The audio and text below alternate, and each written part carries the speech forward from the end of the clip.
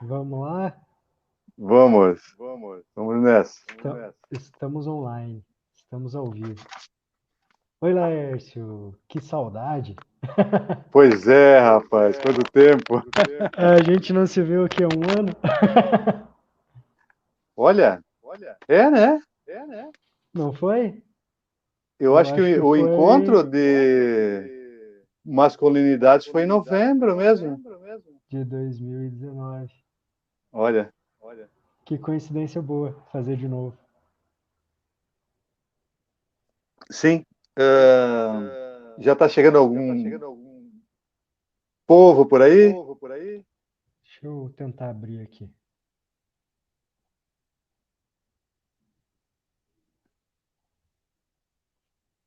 Ah, já temos Não pessoas apareceu ninguém entrando. aqui, né? Apareceu, entrou aqui o Fred, a Ana Carolina já está, a Luciana Ana, Navarro, A Lu. Ah, tem um pessoal.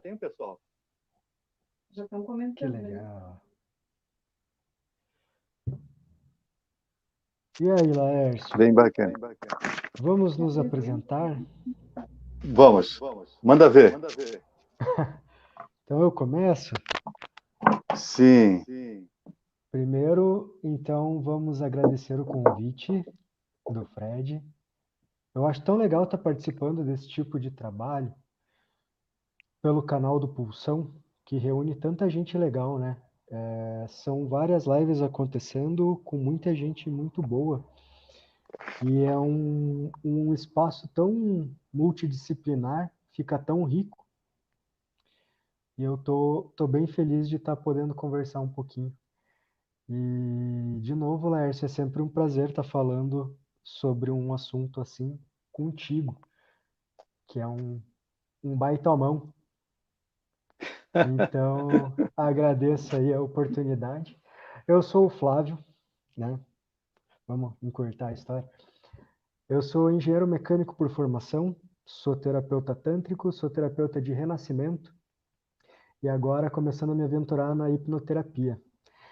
Eu comecei essa jornada como terapeuta por uma experiência pessoal com o renascimento que foi assim transformadora e decidi me aventurar e entender cada vez mais esse trabalho.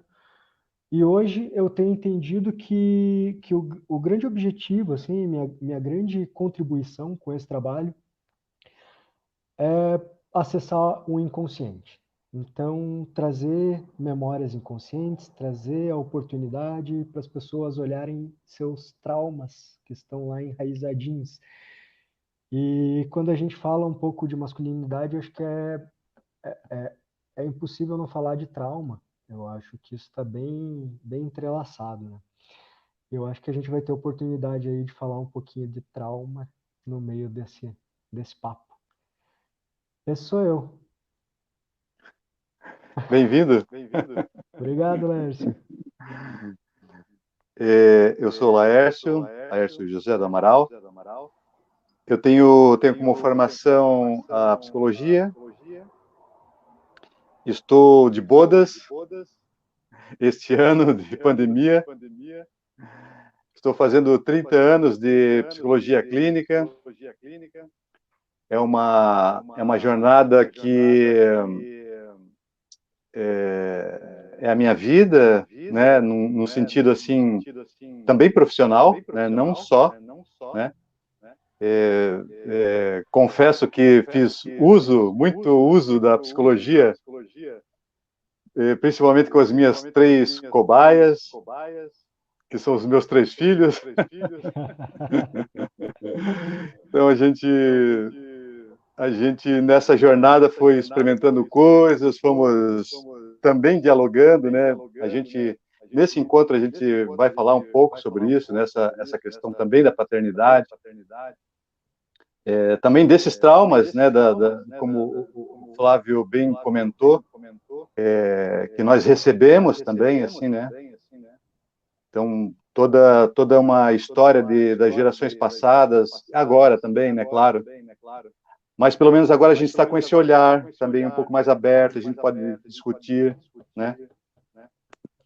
E nessa formação profissional, eu tenho também uma formação em psicologia analítica, que a gente chama psicologia junguiana, né? E eu tenho uma carreira também paralela à clínica, que é o teatro. Então, também são 30 anos de teatro. Opa, deu um delay. Tá com um pouquinho de delay e alguém comentou aqui que acho que tá com um pouquinho de Voltamos? retorno também.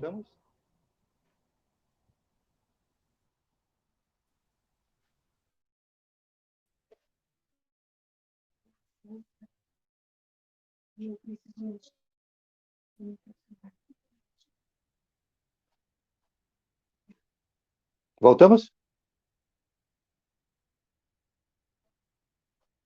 Flávio, me ouve bem? Agora não sou Flávio aqui.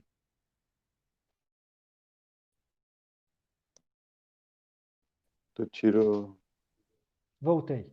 Caiu aqui. Flávio, dá uma palavrinha aí, por favor. Voltei. Ah, voltou. Caiu, mas já retornei, desculpe. Caímos e voltamos. Voltamos. Eu te escuto bem, sem retorno. Tá tudo certo aí? Tá, aqui tá bem. Te ouço super. Então, seguimos. Tava comentando assim, né, a minha carreira paralela no teatro. Eu também tenho uma inserção, em especial nos últimos 10 anos, com o teatro de bonecos também, e também nesses últimos 10 anos como palhaço, né? Então, eu faço uma pesquisa na palhaçaria, e, e sou professor de yoga durante um bom tempo também, uns 20 anos. Então, tem essa mistura aí né, de coisas que a gente vem fazendo aí pela vida. Então, acho que estamos apresentados. Que maravilha, hein, Lércio? Vamos ver se tem alguém comentando. O pessoal que está assistindo, como é que está o som para vocês?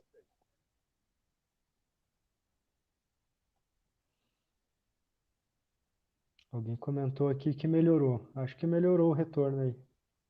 Beleza. Legal. Lércio, É, posso fazer sim, já um comentário? claro. Você comentou sobre a paternidade, sobre a gente ter oportunidade de tocar nesse assunto. E eu sou pai há 10 meses, completados aí nesse domingo. Gael completou 10 meses. Uau! Então, é. E eu estava pensando em algo que eu li essa semana e acho que faz sentido com o que você acabou de dizer, sobre essa oportunidade que a gente está tendo de ter um olhar diferente, né, sobre a paternidade.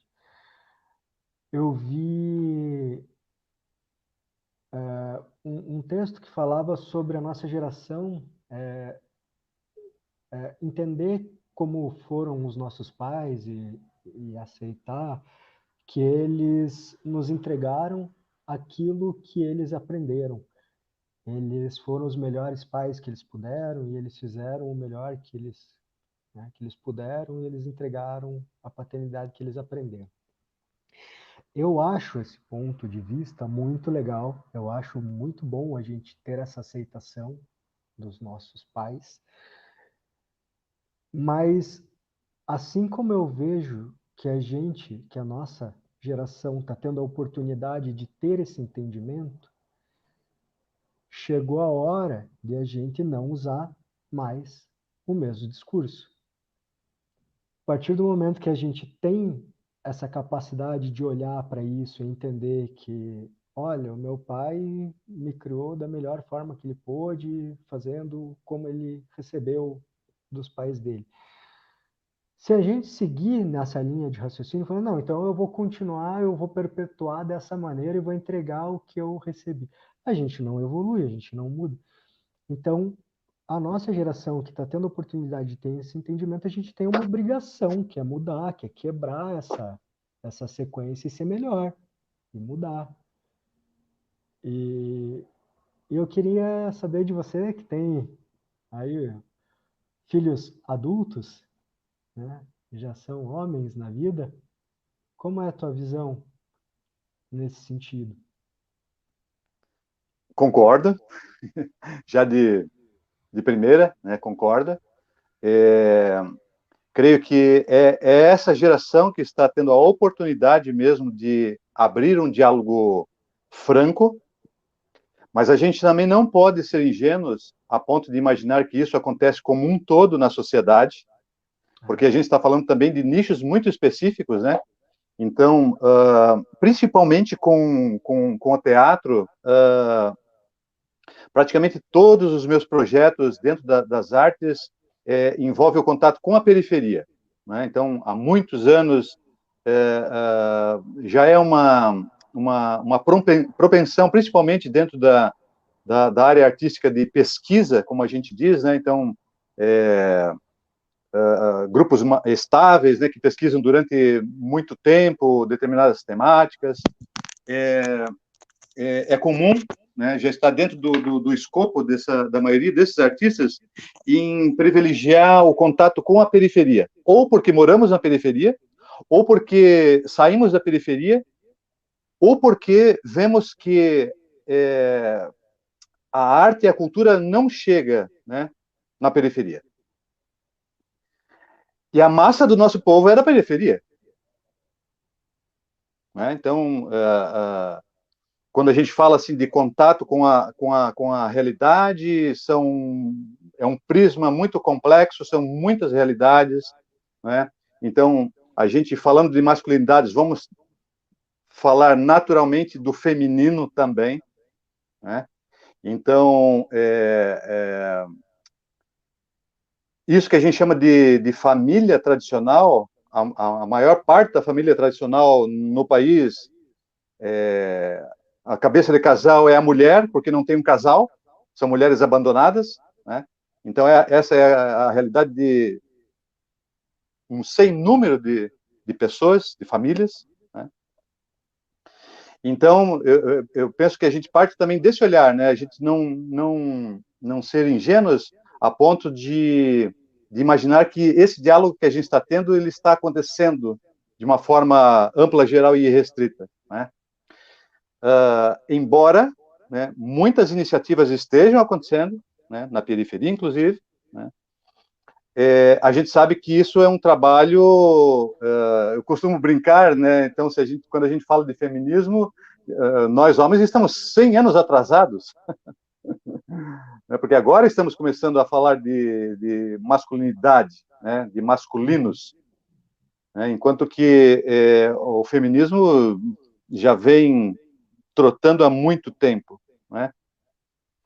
E tanto que há muitas sensibilidades também, né, tocadas até por conta dessa diferença de consciência, digamos assim. Então, num certo sentido, estarmos aqui é um privilégio, né? É um privilégio dentro desse país múltiplo que é o nosso, né? Mas a gente não pode também deixar de ver que isso que a gente chama de patriarcado global, né? Então, estamos todos sofrendo essa condição, mas como você colocou, né, bem colocou, é fundamental que a gente não repita discurso, que a gente dê a cara para bater mesmo, se colocando como aprendizes disso, que a gente vai falar do que é o masculino, das possibilidades do masculino, as grandes variações das masculinidades, né? Então tive essa oportunidade, assim, né? Então até vou fazer 60 anos, então, né? Então tem uma trajetória também de ver a vida passando algumas, né? Passando algumas gerações também, né? E teve um período, né, da minha vida que eu fui militar, né? Então, eu fiz escola de oficiais, eu entro em 1980 e fico 10 anos no Exército, até 1990. Então, ali está o suprassumo do estereótipo do masculino, do homem, né? Do macho, do machão. Tive a felicidade, né, de fazer psicologia já durante esse interregno, né? E é claro que daí também começou a ficar incompatível também algumas coisas, né? Então, entrar de cabeça na área de humanas, né? Uma coisa que eu já queria de há um bom tempo, né? Embora hoje esteja no teatro, né? Eu retornei ao teatro depois que saio do Exército, inclusive. Seria, eu acho que incompatível demais estar, né, vinculado às artes dessa maneira. Mas anteriormente, desde muito jovem, eu desenhava, pintava, expunha os meus quadros nas antigas feiras hippie. Então esse aspecto assim do sensível, do aspecto assim da arte sempre esteve permeando, né, a minha condição de olhar também, né? Então creio que isso é um elemento facilitador, né, porque a arte também oportuniza assim o treinamento das sensibilidades, né?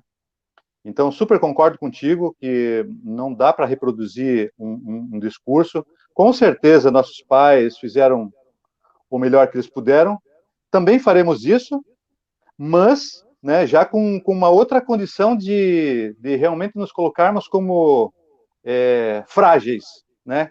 Nessa condição de não damos conta das imposições que fazem parte disso que a gente vai chamar da vivência do homem, ou dentro dessa temática que a gente, né, quis abrir, que a gente está chamando de masculinidades. Certo. De novo, né, pegando mais um linkzinho aí no que você comentou agora.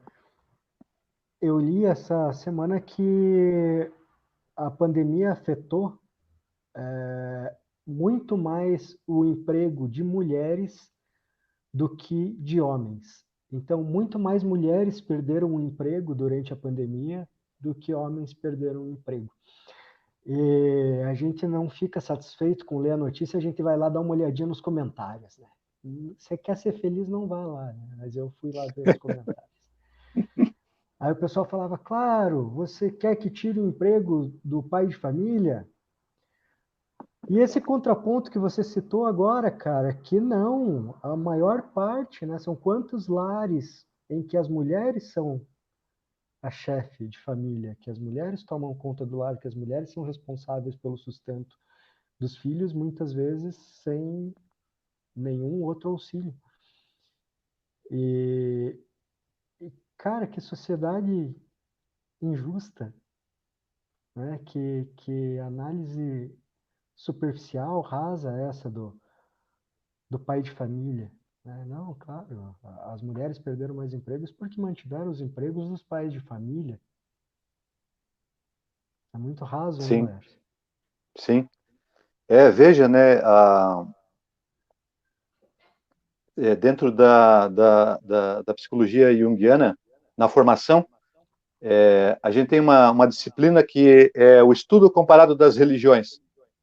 Então, né, porque o cientista da mente, ele busca compreender, né, a mente nos seus vários espectros, né, nas suas várias condições, né? E isso, isso me toca bastante, no sentido de que todas as pessoas têm alguma ligação com a religiosidade, seja estando dentro dela, ou seja negando-a, né? Então, uma pessoa que um dia olha para a igreja, principalmente cristã, né? Nós vivemos num país majoritariamente cristão, mesmo que a gente seja de outras religiões ou de outras condições espirituais, a gente vive esse ambiente, né? A gente entra nas repartições públicas, está lá a cruz do Cristo, né? Sim. Então, veja como é forte, né? Essa coisa de quando a gente pensa em Deus, se a gente perguntar para qualquer pessoa, né, falar de Deus, ele vai ver Deus como homem.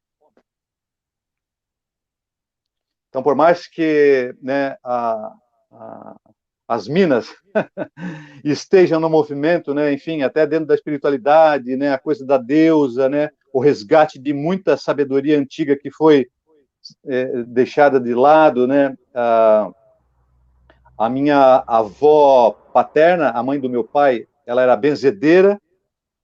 Então, eu acho que eu tenho uma ligação, e como eu tinha uma ligação muito forte com essa minha avó, eu sinto que boa parte assim da minha ida para a área de saúde, para a área psi, tem a ver com isso, né? Ela era uma curadora, né? Então eu me torno um curador, né? Só que com um diploma, né? Coisa que ela não tinha. Né? Por isso que eu acho que ela era bem melhor do que eu. É, mas, então, essa coisa que a gente vai ligar, assim, a esse aspecto sutil mesmo da nossa mente, que nos pega, né, na psicologia, a gente vai chamar de inconsciente, né, de uma maneira profunda, que são as religiões, as religiosidades, a própria espiritualidade. O grande símbolo para isso é um homem, né? Então, que está lá de barba, enfim, né? Se você, né, se a gente quer brincar, né, seriamente, né, e nessas discussões, né, do feminino, do masculino, e perguntar para a pessoa, tá, mas se eu falo Deus, te vem uma imagem de homem ou de mulher? Aí a pessoa né, já entra numa berlinda, né? É difícil não associar. Mesmo que associe cognitivamente, né, racionalmente, lá dentro, em termos de sensação, de sentimento, Deus é homem. Uhum. Foi Então, representado né, assim nas artes, né? sim. Desculpa. Então, sim. Então, a nossa relação, nós homens, a nossa relação com o nosso pai, o pai real, o pai humano, também vai passar por essa complexidade, por essa criatura de poder, né, que está ali por trás desse pai, né? Por isso que é tão forte assim na nossa cultura essa ideia de respeito vir pelo medo, né? Então, porque a gente não, né, digamos assim, no aspecto mítico, mitológico das nossas religiões cristãs, nós nem chegamos ainda na boa nova do Cristo. Nós estamos vivendo o Velho Testamento, em que é olho por olho, dente por dente.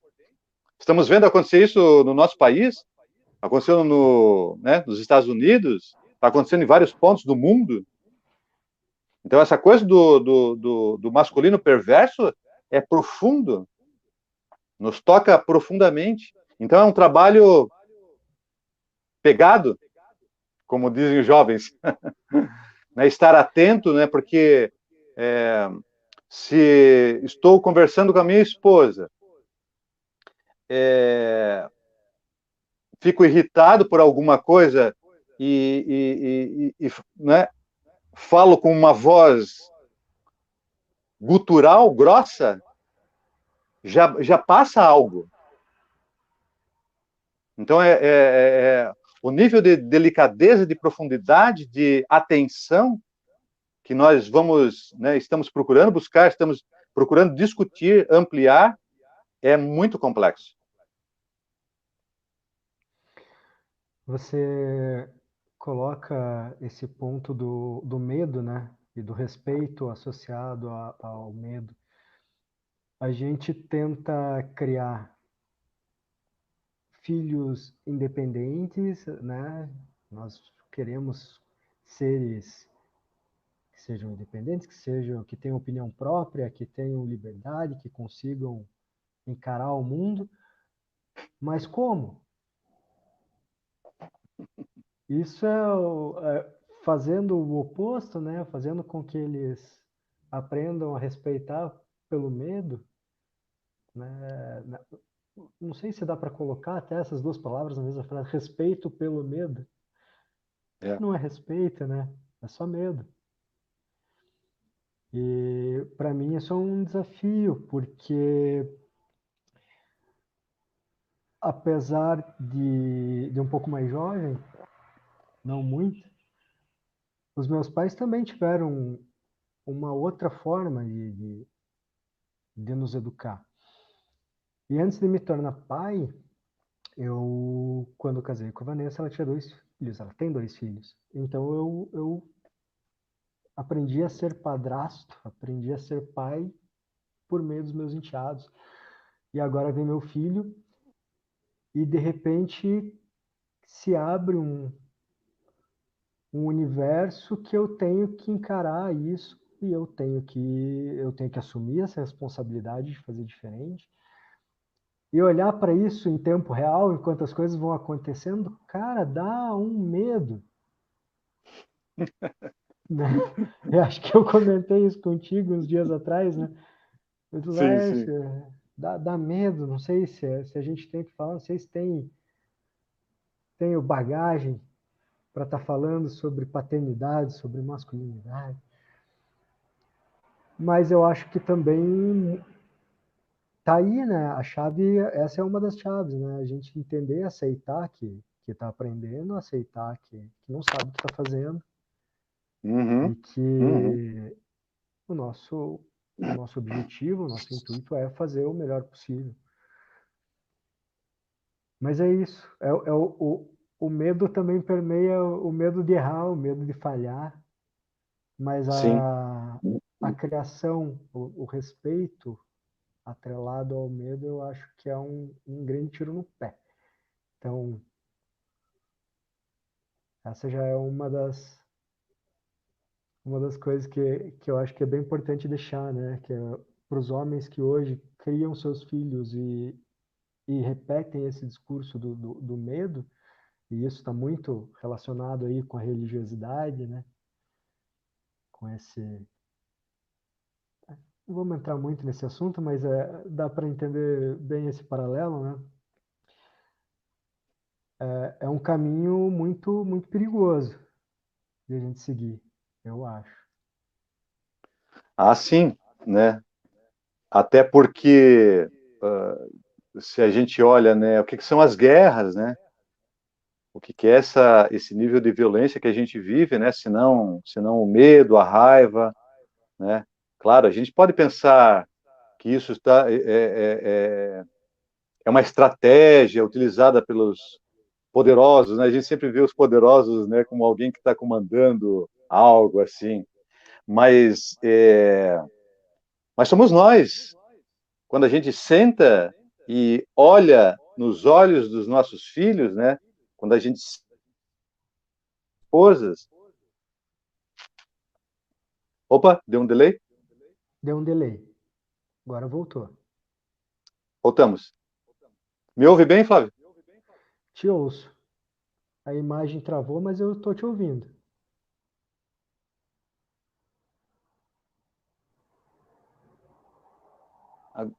Opa, agora sim. Agora voltou. Voltou?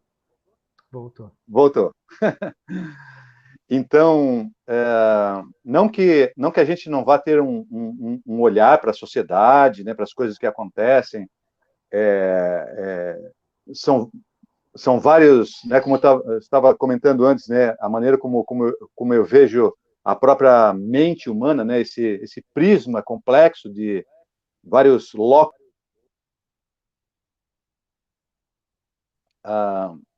Opa, de novo, voltamos. Voltamos. A gente vai ver, então, o aspecto social, econômico, global, político, histórico, tudo. Mas esse investimento, né? Então, né, comentando em cima disso que você trouxe, né? sobre a paternidade, né? A gente ter essa oportunidade de falar diretamente, olhar, estar aberto para isso que está acontecendo, com todos os nossos receios, né? Isso é o trabalho dito de formiga, porque a gente comenta isso com o colega, com o nosso amigo, a gente comenta nos nossos grupos, e isso vai se espargindo, isso vai se ampliando, né? Então hoje a gente está, né, nessa oportunidade assim também criada pelo Pulsão, pelo Fred, né, nosso querido amigo, esse nosso impulso, esse nosso desejo, né, tanto seu quanto meu, de comunicarmos, de trocarmos, né. Então estamos, né, fazendo digamos assim, algo que a gente vê também como importante, mas a importância desse contato direto humano, né? Nós com nossos filhos, com companheiras, com companheiros, né? Dependendo da forma que está sendo montada essa família, né? Porque família, né? Aquela brincadeira, a gente brinca agora, porque família tradicional é aquela que a galera tá junta por amor, né? A composição, meu, esses dias estava conversando com um amigo de há muitos anos, assim, um amigo muito querido. Aí ele dizendo para mim assim, poxa, parece que estamos chegando no momento de entender que a natureza é a biodiversidade.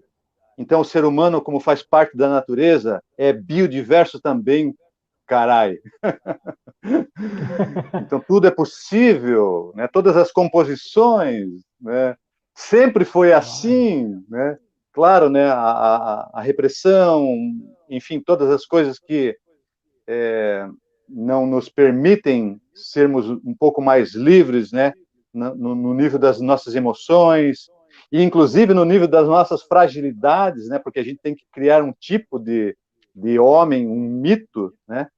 E seguir esse mito, né? O mito de Apolo está lá, né?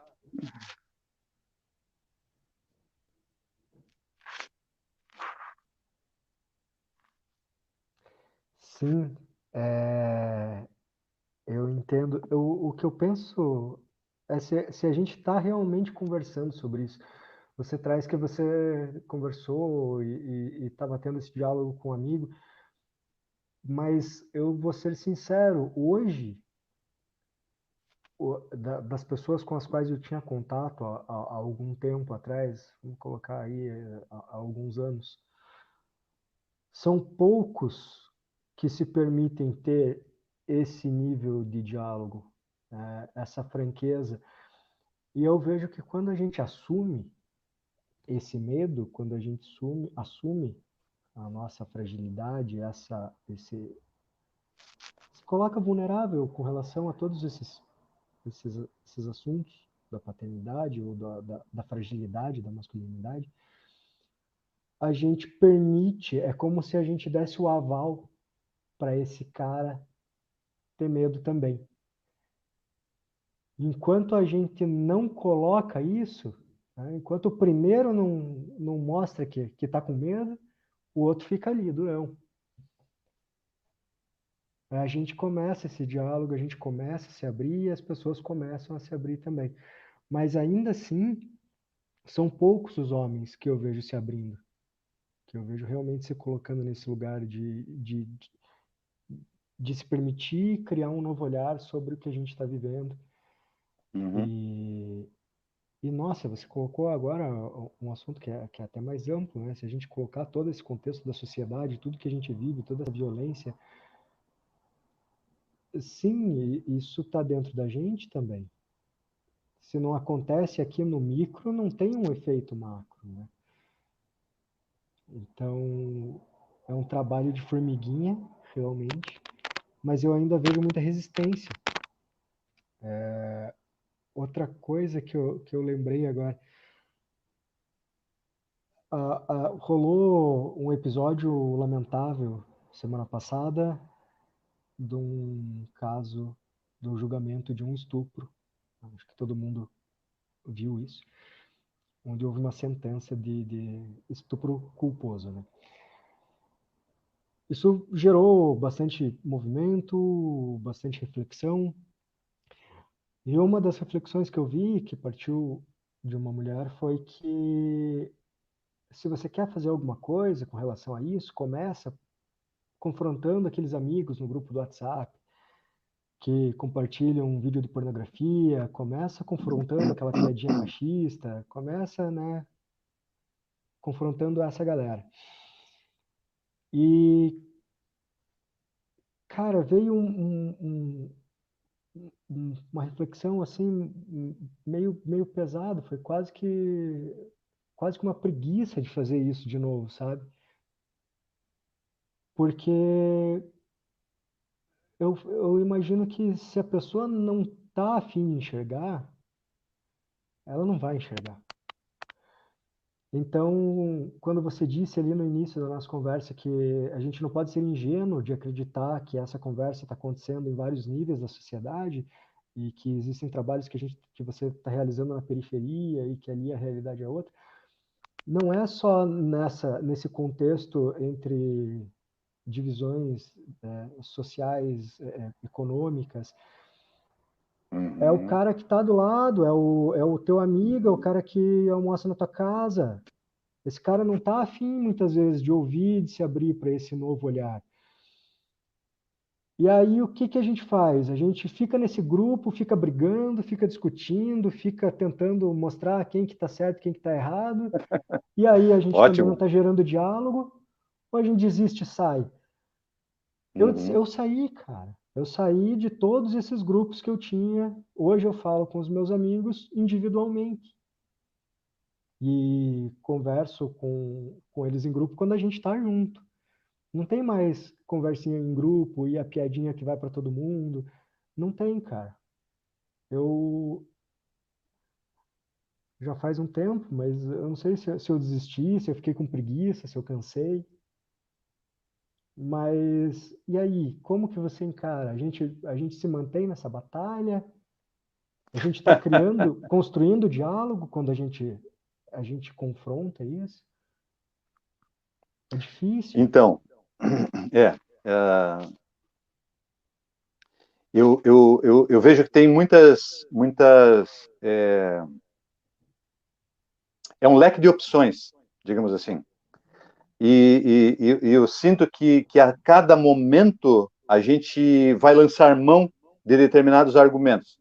Então, às vezes, um baita argumento é um grupo de WhatsApp em que a gente está inserido, em que é um grupo de amigos, a gente se afastar. Porque essa é uma postura também. Então, né, da mesma maneira como você, também participo de vários grupos, né, tenho um grupo de amigos de há 40 anos, e que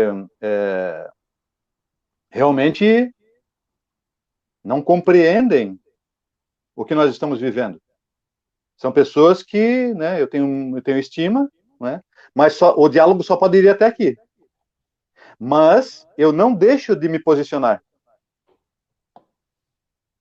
Principalmente, né, nessas questões mais delicadas. É claro que eu saí de grupos, óbvio, né? Então, né, quando a gente traz essa coisa da pornografia, por exemplo, né? Então tá lá, né? Então, né, pegando, né, digamos assim, essa galera da minha geração, né? Então são avós já, embora eu não seja ainda avô, né? Mas uma pessoa de 60 anos, uma galera de 60 anos, vários são avós. E quando alguém questiona, cara, tu tá colocando isso, e se tua neta pega isso? Aí isso já é uma postura. Colocar esse tipo de confronto, né? Então, eu também vi o outro lado, que é tipo ir confrontando tanto meio que diretamente, tipo chamando mesmo, cara, não dá mais para a gente falar dessa maneira, como aos poucos, né? Então, eu vi pessoas se sentindo, uau, realmente, né? O que eu estou fazendo? Então, qualquer interrogação que fique na mente, né, na cabeça de uma pessoa que nunca olhou para isso, já é algo. Eu acho que é muita coisa, né? Então, nesse sentido, né, eu acho que a gente não tem como parar com esse trabalho. Até mesmo porque ele nem começou, na verdade, né? Nós estamos ensaiando, né? Tem, né, a gente vê né, algumas iniciativas, né, o Papo de Homem, né, o site, né, muito legal, né, tem muitas iniciativas de formação de grupos para discussão da masculinidade, tá rolando e tal. Ainda é muito incipiente para o grosso da sociedade, mas os movimentos, né, sociais, eles são largos, né? A gente tem essa nossa condição de, bem, a gente vai viver, sei lá, se tudo der certo, até os 80 e tanto, 90, bem, né, mais ou menos, assim, tal. Então, os nossos tempos são curtos dentro dos tempos históricos, né? Mas, então a gente tem também pô, será que eu não vou ver aquela pretensa revolução, né? Paz e amor, todo mundo vai viver bem. Não vamos ver. Mas não é por conta disso que a gente vai deixar de fazer aquilo que a gente já vê que é necessário, fundamental, né? A nossa própria transformação, né? Aquilo que eu tinha comentado, né? Esse cuidado da gente, né? Com relação, assim, a essa postura mesmo, né? Né? Hoje, nós dois aqui, homens brancos, né? Eu não tanto, mas branco também, héteros, né? A gente, naquele grupo, o primeiro grupo que a gente fez, que a gente estava começando o trabalho lá, né? Então, ali também já tinha pessoas que estavam além da heterossexualidade, porque nós vamos falar do masculino em todos os âmbitos, por favor, não é? Então, é só, né? Enfim, como que a questão do homossexual, o quanto que isso é forte ainda, né? O quanto que isso é demérito dentro das famílias, né? Uhum. Então é um grande trabalho. Então é muito trabalho. Né? Muito. Aproveitar um outro ganchinho. Você coloca isso dentro do contexto desse trabalho social e esses grupos.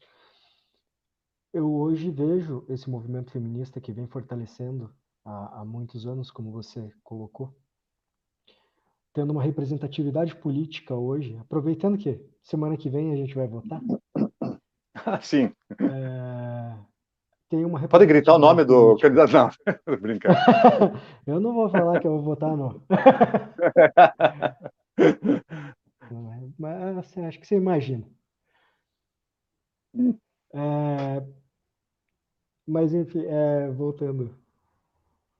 Existe uma representatividade. Essas mulheres, elas hoje né, se colocam à frente dessas pautas e estão levando isso para a política. Cara, parece que esse jogo, esse cenário, para a gente, para os homens, está muito mais distante de mudar. Eu não consigo ainda olhar para o cenário político e ver homens assumindo essa postura para colocar essa pauta dentro da sua visão. E eu acho que a gente tem hoje um presidente que colocou uma postura e está aí eleito e mantém. E eu vejo que e talvez baseado nisso que eu acredite que a gente está tão distante de ver homens assumindo essa postura, assumindo, né, essa pauta, assumindo realmente uma posição de mudança num cenário político. Uhum. Sim, também vejo assim. Não tem como a gente não pensar que boa parte dessa discussão da masculinidade, das masculinidades, está em assumir o feminismo, né? Está em nós homens assumirmos a luta feminista, né? Porque também não vejo, né? Enfim, claro, cada um de nós tem também, né? Dentro do meu limite, do meu recorte, do meu limite de visão, eu não consigo ver uma transformação em nível social se as mulheres não assumirem muito mais cargos. E eu diria assim, né, no meu talvez pessimismo, assim, eu não vejo que as coisas têm que ser equiparadas. Se fôssemos pegar só o recorte político, deveriam existir muito mais mulheres do que homens na política. Até como uma condição compensatória histórica.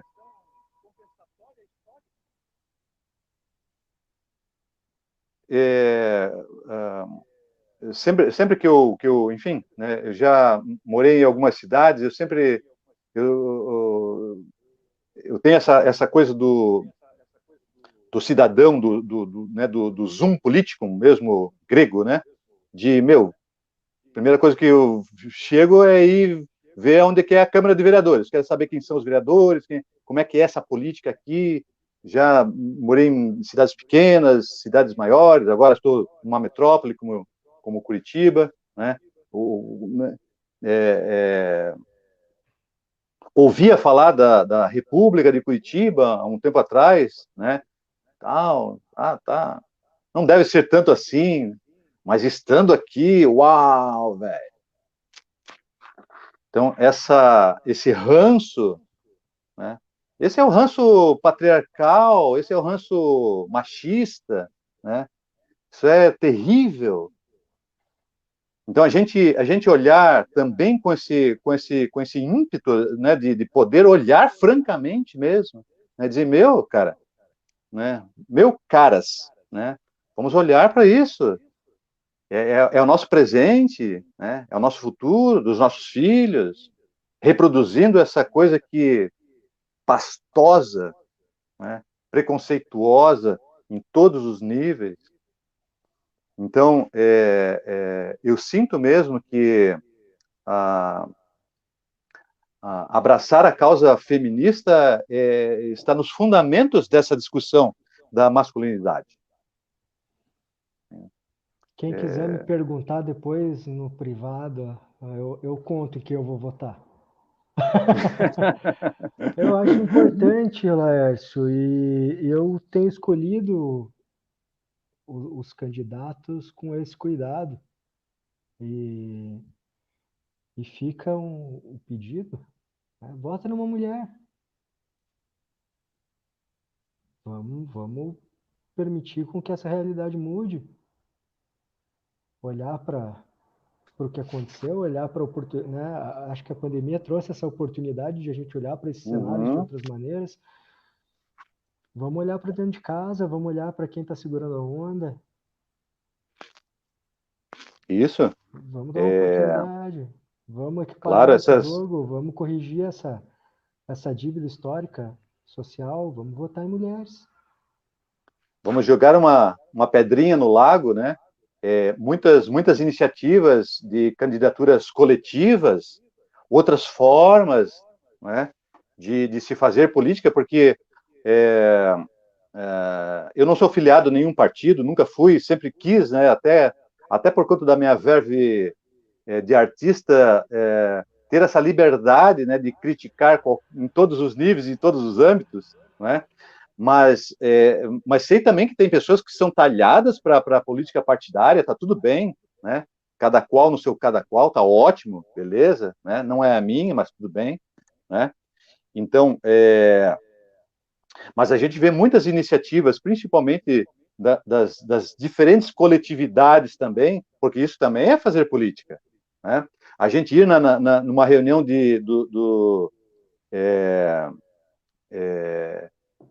da associação de bairros, isso é fazer política, né? Saber quem são as pessoas que congregam ali, quem está querendo fazer uma praça nova, isso é fazer política, né? Então, nós somos seres que vivemos em uma sociedade estruturadamente política, né? Me chateia um pouco quando as pessoas querem fazer discussão política imaginando que religião e política não se discute, né? Esses jargões que nos afastam da compreensão do que é o ser social, né? Então, temos um grande dramaturgo, Bertolt Brecht, e ele tem um texto que chama-se O Analfabeto Político, que é um textinho curto, assim, eu poderia ter trazido hoje, esqueci. Mas ele fala, né, tudo é política. O preço do pão, o preço do remédio, né, o preço de tudo são decisões políticas, né? Então, aquele que se diz assim, não gosto de política, está ferrando com a contingência social, né? Daí sim, aí claro, a gente poderia, né, olhar assim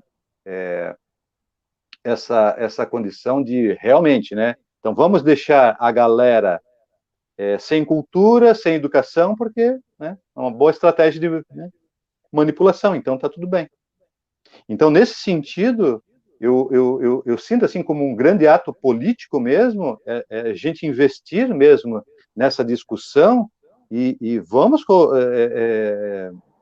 investir mesmo nas candidaturas femininas, ou no mínimo, né,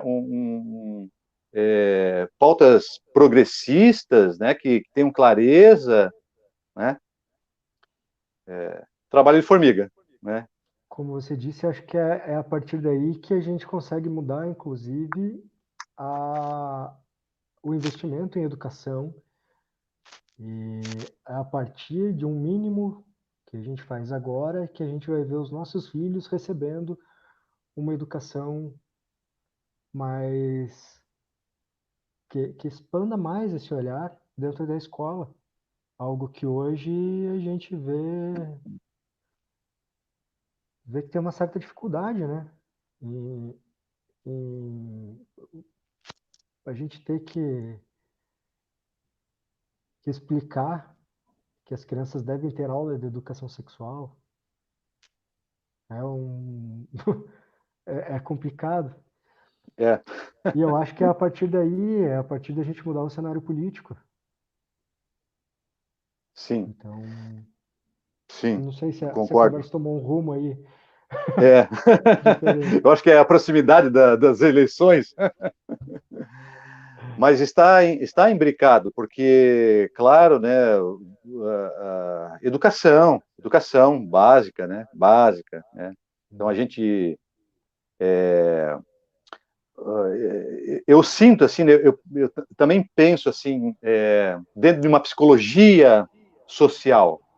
Então essa questão que nós estamos vivendo, né, dessa presidência que nós temos agora, né, e boa parte do povo brasileiro, né, assentindo isso, né, sendo a favor Sim, dessa condição. Eu também vejo isso num tempo largo. Isso é a sombra, isso é a nossa sombra coletiva. Nunca falamos gravemente sobre a escravatura. Nunca falamos gravemente sobre o genocídio indígena, que acontece até hoje, sim, né? A escravidão está aí. Então, quando uma pessoa no aplicativo coloca lá uma mochila nas costas e ele é um empreendedor, isso é escravidão, com outro nome. Então, eu sinto que chegamos também num ponto social de uma emergência do lodo, né, do nosso inconsciente, da repressão, da violência abafada, né? Para quem mora na periferia mesmo, não é tão abafada, porque esse é o dia a dia, né? E agora, pegando assim exemplos mais... apresentei teatro em favela em Salvador, né? Daí a gente tinha que ter todo um aparato lá da galera do festival para saber qual é o espaço que a gente tinha que entrar, porque a qualquer momento vai ter, sei lá, tiro da polícia com o traficante e a gente está lá no meio. Né? Então, então, essas condições, as condições do povo escravo, ainda é a do povo escravo. Então, como nós temos, né, talvez uma das piores ditas elites do planeta, né, completamente inculta, né, então, com um poder financeiro, mas completamente inculta, sem sensibilidade, né, vejo que esse momento trágico que nós vivemos, essa tragédia, ela teve que aflorar de alguma maneira. Ela agora está exposta. Então, as pessoas brigaram, né, lá não é uma briga política. A gente pensando a Petralha contra Bolsominion. Não é uma briga política. Isso é uma briga de humanidade. Isso é uma briga de falta de sensibilidade. Ó, velho, o que está rolando aí? Né? Vamos armar a população. Então, como eu tive essa também felicidade de estar do outro lado, né? Então, dentro da cultura militar, então compreendo profundamente, né, os medos profundos. Né? Então, na minha época lá, peguei bem a transição, né, a passagem da ditadura. Eu, ingenuamente, fui fazer escola de oficiais, nem sabia que existia ditadura militar. Eu e milhões. Né? Então, a falta de consciência política e as coisas, e a maneira como a gente vê a sociedade vão passar, né? Claramente, por isso que você falou, educação mesmo. Agora, quando aqui mesmo no Paraná, né? Então, a escola, colégios militares. Esse dia eu vi um textinho muito legal, porque os filhos da elite não vão para colégios militares. Eles vão estar estudando Paulo Freire, vão estar estudando Montessori, vão estar com pedagogias alternativas para serem lideranças. Então, o massacre, ele continua, só que agora ele foi muito exposto. Então, agora a gente pode ver claramente. Agora a gente pode cortar, sair de um grupo de WhatsApp porque não aceita mais que alguém fale sobre tortura e ache que isso é uma coisa legal, torturar um outro ser humano. Então a gente pode, né, ser franco também. E é claro que daí, naturalmente, aconteceram peneiras, né? Então realmente tem pessoas que eram amigos, eram colegas e que fatalmente o filtro natural da realidade veio, né? Dias atrás, o meu pai em casa lembrou do período da ditadura e falou: mas naquele tempo as escolas eram boas. Aí eu perguntei para ele quantos colégios particulares ele conhecia que já funcionavam naquela época. Então as escolas eram boas porque o filho do militar também estava lá. Agora o contexto é outro. E ainda usam isso para justificar a militarização das escolas, né? Claro. Sim, e realmente, eu sempre estudei em escola pública e a qualidade dos meus professores era excelente. O que acontecia é que também existia uma cartilha apolítica. Mas eu lembro de alguns deles que, depois que as fichas começaram a cair, eu já mais adulto, aí comecei a entender que eles não podiam falar francamente, claramente, o que estava rolando. Ter uma visão crítica sobre o momento político. Né? Então, uns assim mais corajosos, digamos assim, né? É que soltavam lá umas pérolas. né? Lembro de um professor meu de geografia, lembro de um professor de história, que depois, mais tarde, que fui começar a fazer uns links, né? Então, muitos ali, que for, né, provavelmente eram um pouco mais espertos, ou porque já tinham também uma condição dentro das próprias casas, talvez de uma maior e melhor discussão, né? Agora, a massa, infelizmente, não. Trabalho. Muito trabalho, Lércio. Vamos mudar o rumo da prosa, senão a gente se mantém aqui? Vamos, vamos. E aí, uma última questão que eu tinha, que eu acho que é muito relevante, eu havia notado aqui um tópico. Uns dias a gente está falando, né, sobre mulheres e o feminismo. Eu li uma reportagem sobre uma cientista, diretora de um centro de pesquisa, que ela gravou uma entrevista para a CNN e depois que ela terminou, ela postou uma foto no Twitter da realidade dela, falando, ó, eu acabei de terminar, mas essa aqui é a minha realidade e eu quero mostrar para vocês porque muitas outras pessoas estão vivendo isso. Aí era um chão de casa cheio de brinquedo, né? Ela estava vestindo um blazer, mas por baixo ela estava de sandália, de calção. É como E a gente assim, só não daqui vou para cima. mentir. Maravilhoso. Ela falou, pô, essa é a realidade. A casa tá assim, cheia de brinquedos. Daqui a pouco tem que dar almoço para criança, tá? E que a gente não tá suportando viver mais isso, né? Viver assim. E daí eu penso que essa sobrecarga, ela acontece dentro dos lares, todo mundo sente um pouquinho, mas vamos combinar que quem sofre é a mulherada, né? As mulheres são fortemente impactadas por tudo isso e acho que é mais uma das reflexões aí da Covid. Sem dúvida, sem dúvida. Por demais ainda, por demais. E eu sinto assim que existe. Vou contar um caos. Conta um caos. Claro, né? Obviamente, como psicólogo, eu não quebro mesmo o sigilo ético, né? Mas eu conto causos vividos.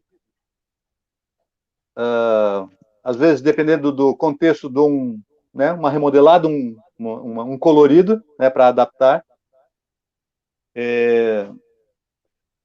Mas vamos lá. Uma pessoa, uma mulher, 39 anos, chega no consultório, está tentando sair de uma depressão, tem medicamento, ela está com medicamentalização, né, está tentando diminuir também os medicamentos e tal. E a gente vai conversando, vai passando o tempo, vão acontecendo as sessões, e aí chega um momento que ela revela que ela, aos 19 anos, ela engravidou, né, foi estuprada pelo marido, pelo namorado que se torna marido, porque daí ela foi obrigada a casar. E ela tem a criança, né, tem o filho. E em seguida, ela tem uma depressão pós-parto. Isso fazem uns 6, 7 anos atrás. Então, conte 20 anos, 27 anos atrás. Então, ela teve uma depressão pós-parto, não diagnosticada. Na época também não era tão, né, bem no interior. Então, ela tinha uma dificuldade de estar com o filho por conta dessa depressão pós-parto, que é bastante comum. É bastante comum. É natural. Faz parte do contexto, né? Hoje não teremos tempo para abrir isso aqui, mas, né? Não à toa existe um ditado famoso africano: é necessário uma tribo para cuidar de uma criança. Então, nós, como civilizados, a gente cria as nossas parelhas, né? Nossos casais, e aí a gente tem a impressão que daremos conta de cuidar de uma criança. Um casal. Isso já é loucura. Isso já é uma loucura. Isso já é uma distorção da nossa própria antropologia, da nossa própria vivência como seres humanos, como espécie. Mas tudo bem. Aí essa pessoa, com essa dificuldade de, inclusive, às vezes, de amamentar a criança, né? Daí a família achou que ela estava louca. E aí levaram para o psiquiatra e, desde aquela época, ela começou a tomar psicofármacos. Ela teve 3 internamentos. Cada vez que ela tentava, né, agora posso revelar, né, algo, se rebelar contra aquele sistema, a família toda já sabia que ela era a louca. Então, essa questão, né, que você levanta, né, o quanto que isso é pesado ainda e vai continuar durante sei lá quanto tempo, né? No mínimo temos que olhar assim com olhos muito sensíveis, desenvolver assim um olhar muito criterioso, né, para com relação a essa vivência das mulheres em casa, né, a tal das triplas jornadas, e o quanto que isso nos impacta como homens, né, e o quanto que é necessário mesmo esse trabalho, né, da gente de se transformar, né. Então, tipo, aquela história, né, mas eu sou um cara legal, eu ajudo a minha mulher em casa. Né? Cara, calma, né? Não tem que ajudar nada. Tu mora junto, cara. Tu é tão responsável quanto. Então, mudar as terminologias, arejar para olhar, né? É trampo. É trampo. Para fechar, vamos fechar. Eu vi Vamos. uma postagem do Piangers, que é um cara que eu acho muito legal, a linguagem dele, como ele aproxima esse assunto, Sim. esses assuntos desse Sim, público, sou fã. né? E ele falava sobre o casamento dele, sobre a época que o casamento dele quase acabou, que a filha dele, acho que a segunda filha dele tinha nascido, e ele falava, pô, eu trocava fralda, dava banho, fazia comida, fazia, né? Todas essas coisas, pô, ela ainda reclamava, ainda acho que tá pouco, pô, tô fazendo tudo isso.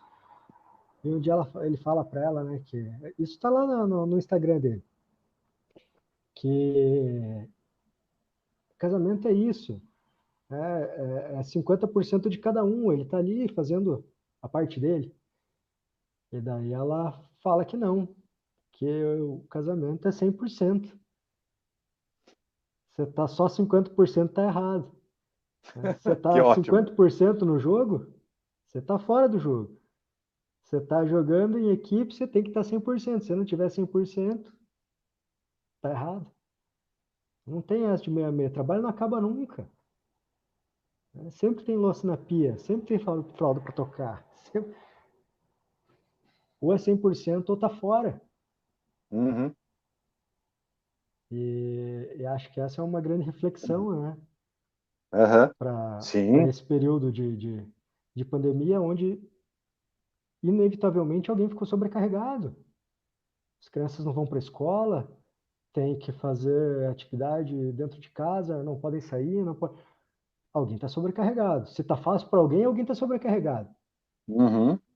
Se alguém não está fazendo, tem alguém fazendo. Né? Então, acho que essa é uma historinha que serve para a gente ficar atento, porque ali na narrativa dele acontece há anos atrás, mas serve muito bem para hoje. Né? Sim, e vai continuar acontecendo. Hoje existem muitas iniciativas, né, inclusive coletivas, né? Eu mesmo tive a oportunidade de morar numa comunidade rural, né, que busca ser autossustentável. Né?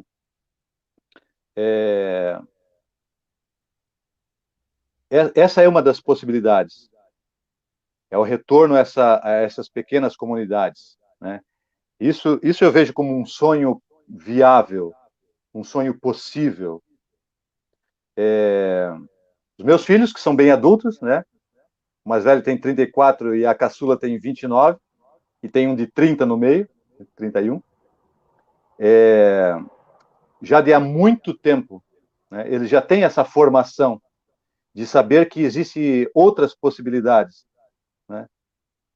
Todos os três agora, cada um tem os seus companheiros e companheiras, também já repensam outras coisas, inclusive essa própria condição mesmo de o que é viver num apartamento cuidando de um baby.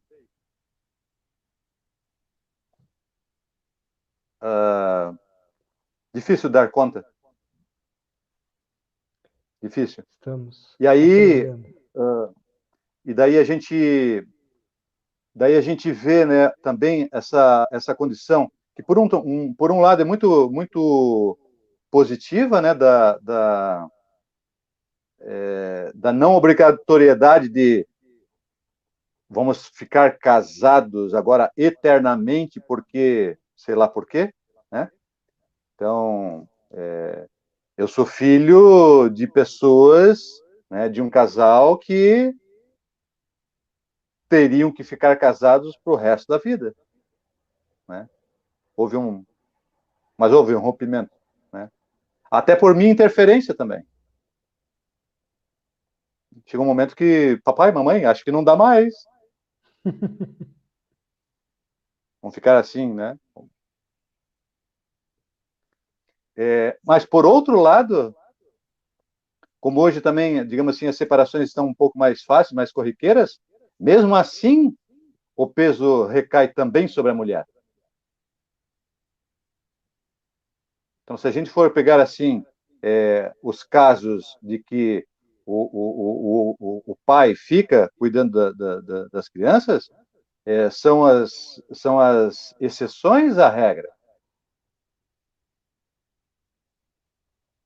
Então, esse é né, dentre vários pontos. Se me permitir, vou ler um textinho aqui, Lógico, como meio que como encerramento, sei lá. por favor. É da Ruth Manus, ela escreveu lá no estado de São Paulo, uma advogada. Daí ela diz assim: semana passada fui dar aula sobre assédio sexual num curso de pós-graduação em São Paulo. Cheguei na sala, composta por advogados, e perguntei: quem aqui se considera feminista? Silêncio. Uma moça, timidamente, levanta o braço. 2 ou 3 caras fazem comentários baixinho e riem. Daí ela falou: ok, vou fazer 2 leituras rápidas para vocês.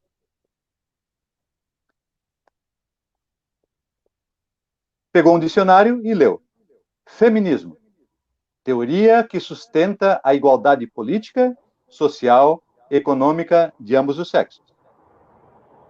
Outro dicionário, dicionário jurídico da professora Maria Helena Diniz.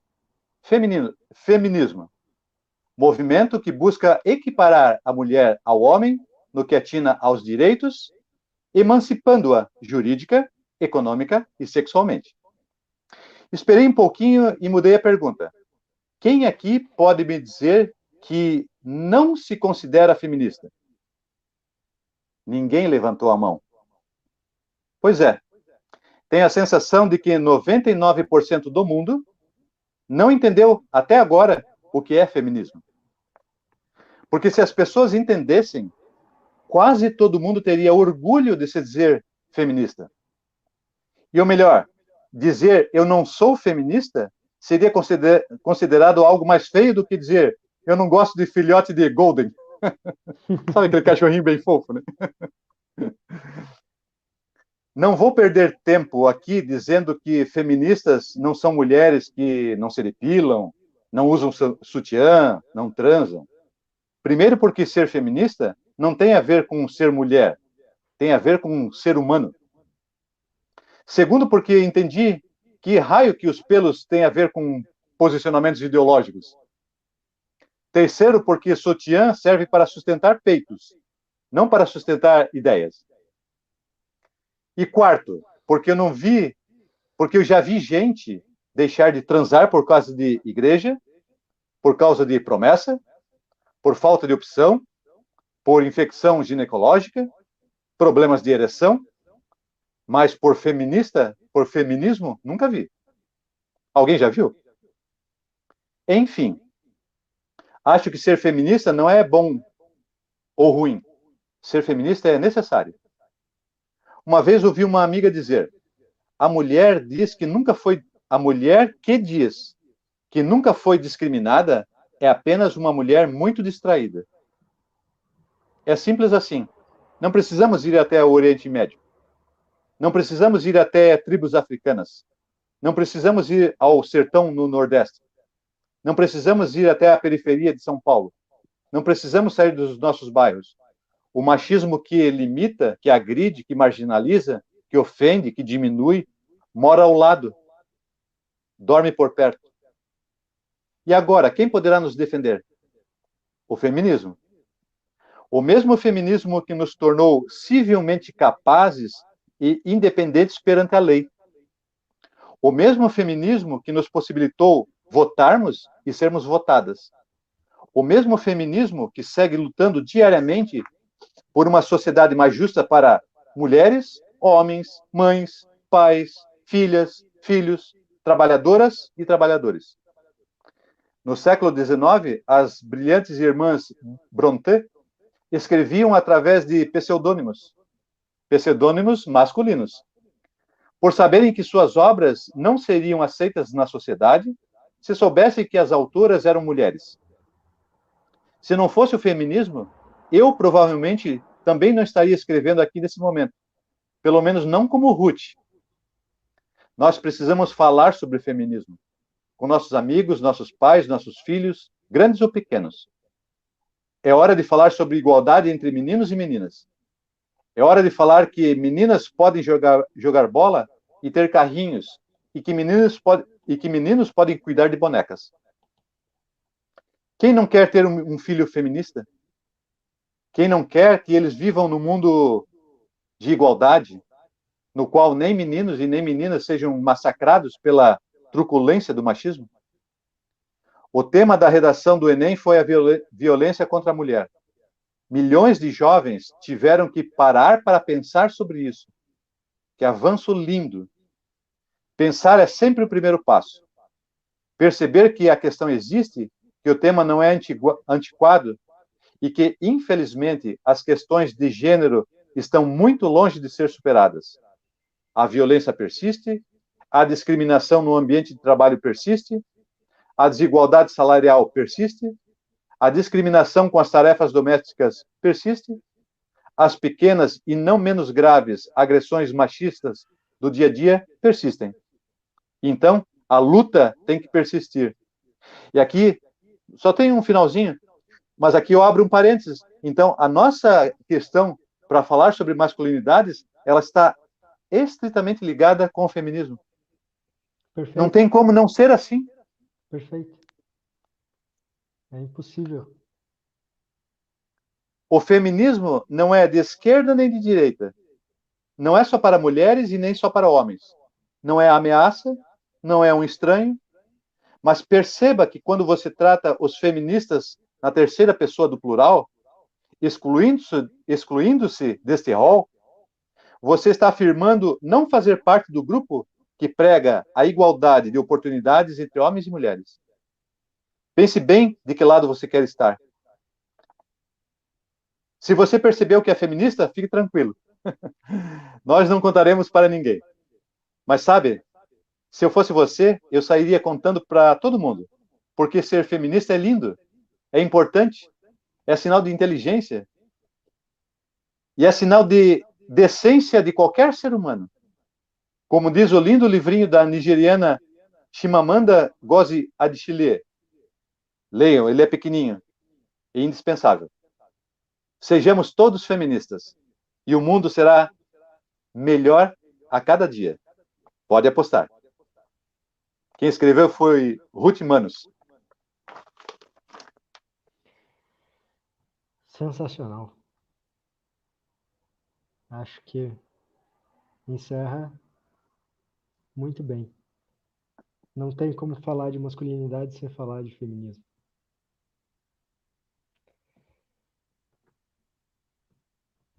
Eu acho que ficamos por aqui, Sim. né? Agradecer Na de live novo, sim, Laércio. mas Obrigado. continuamos? Continuamos, tem gente comentando ali, olha só. E a Sim, gente sim. vai continuar esse trabalho, vamos fazer outros grupos. Uhum. Posso fazer um pedido? Com certeza. Leiam mulheres, votem em mulheres, senão não adianta nada falar de masculinidade. É verdade. Obrigado, Laércio. Obrigado, Flávio. Agradeço demais a parceria, né? Uma saudade de você também, né? Dos nossos contatos ao vivo e a cores. A gente ainda está cuidando, né? Mas vamos continuar, vamos trazer em outro momento também, em outros momentos, né? Esse tema. E o pessoal que esteve aí também junto com a gente, deem força também, né? Luciana, Iris. Para que a gente possa ampliar mesmo essa tão fundamental, né? Tão necessário, tão urgente, né? Essas questões, né? Do feminismo, as questões das masculinidades, né? Então a gente precisa se congregar como humanos que somos. Sim. Laércio, um beijo. Obrigado de novo. Até breve. Até, Fred, obrigado também, Pulsão. Fred, obrigado. É isso.